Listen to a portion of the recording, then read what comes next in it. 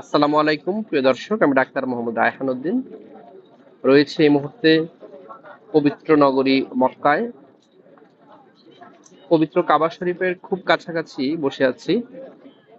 দেখছেন, বসে আছি এই মুহূর্তে কিয়ামুল লাইল শেষ করে রাত 2:30 এই মুহূর্তে লাখ লাখ মুসল্লি এই মুহূর্তে বের হচ্ছে।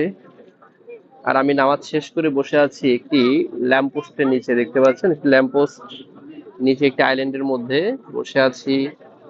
আমার সাথে আরো অনেকে বসে আছেন, নামাজ শেষ করে রেস্ট করছেন অনেকে। আমিও বসে আছি,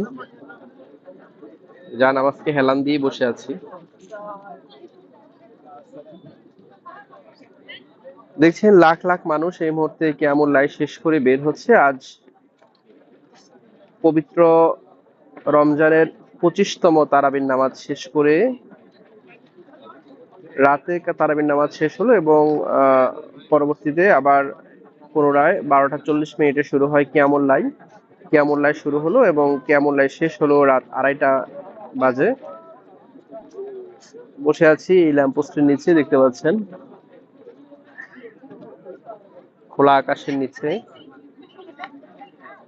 আসলে রমজানের শেষ দশকের দিকে এসে আপনি যখন মক্কা মদিনায় থাকবেন, রাতে আসলে ঘুমানোর কোনো ইচ্ছেই হবে না আপনার।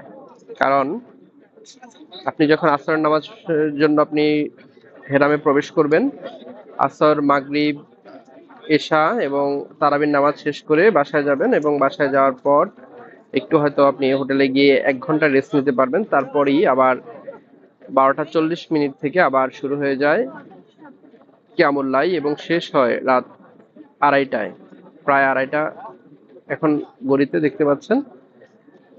এবং তারপরে সেহরি খাওয়ার পর আবার ফজরের নামাজ। তাহলে আসলে রাতে ঘুমাতেও ইচ্ছে করবে না, কারণ এত সুললিত কণ্ঠে কোরআন তেলাওয়াত, এত সুন্দরভাবে পবিত্র হেরামে খতিবগণ নামাজ পড়ান যে শুনতে ইচ্ছা করে এবং আপনার এখানে আসলে নামাজ পড়তে ইচ্ছা করবে। হোটেলে থাকতে একটু ইচ্ছা করবে না, যেটা আমারও ইচ্ছা করে না যে হোটেলে থাকতে। এবং এই খোলা আকাশের নিচে ল্যাম্পপোস্টের নিচে বসে মনে হচ্ছে যে আসলে জীবনের সব চাওয়া পাওয়া, সবকিছু, যত দুশ্চিন্তা, সবকিছু খুবই ছোট হয়ে আসে। চাওয়া পাওয়া গুলো খুব অল্প হয়ে যায়। সকলকে ধন্যবাদ জানিয়ে শেষ করছি। আসসালামু আলাইকুম।